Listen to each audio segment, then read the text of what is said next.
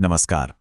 चलिए आज बात करते हैं 1996 के सुप्रीम कोर्ट के एक ऐसे ऐतिहासिक फैसले की जिसने पुलिस के काम करने के तरीके और हिरासत में लिए गए लोगों के अधिकारों को हमेशा हमेशा के लिए बदल दिया। ये मामला है डीके बसु बनाम पश्चिम बंगाल राज्य का, और यकीन मानिए ये आज भी उतना ही जरूरी है जितना तब था।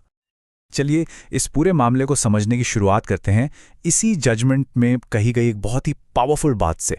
ये लाइनें हमें एहसास दिलाती हैं कि कोर्ट किस गहरी मानवीय पीड़ा से जूझ रही थी। ये मामला सिर्फ कानून की सूखी धाराओं का नहीं बल्कि इंसानियत का था।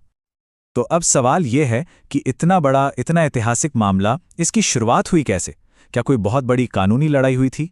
नहीं, इसकी शुरुआत हुई एक बहुत ही साधारण सी चीज से, भारत के चीफ जस्टिस के नाम लिखी गई एक चिट्ठी से।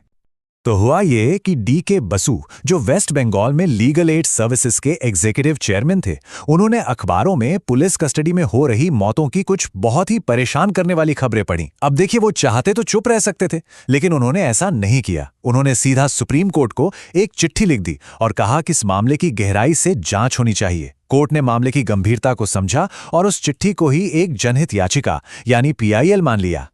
तो चिट्ठी तो पहुंच गई कोर्ट में, लेकिन सवाल यह है कि वो असल समस्या क्या थी जिसे कोर्ट ने पहचाना। वो थी पुलिस कस्टडी में होने वाली हिंसा का एक बहुत ही व्यापक और डरावना संकट।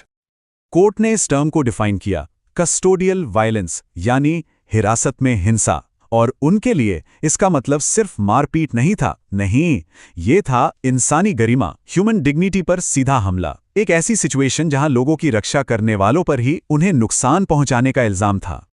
और यहीं पर कोर्ट ने एक बहुत बड़ी बात कही।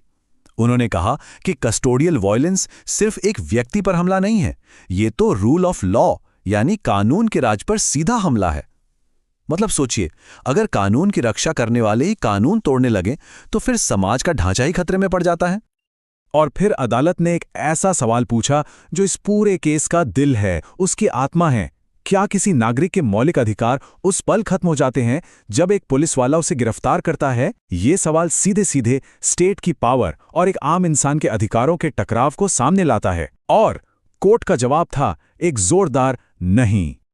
तो यहीं पर हमें वो बड़ी खाई नजर आती है।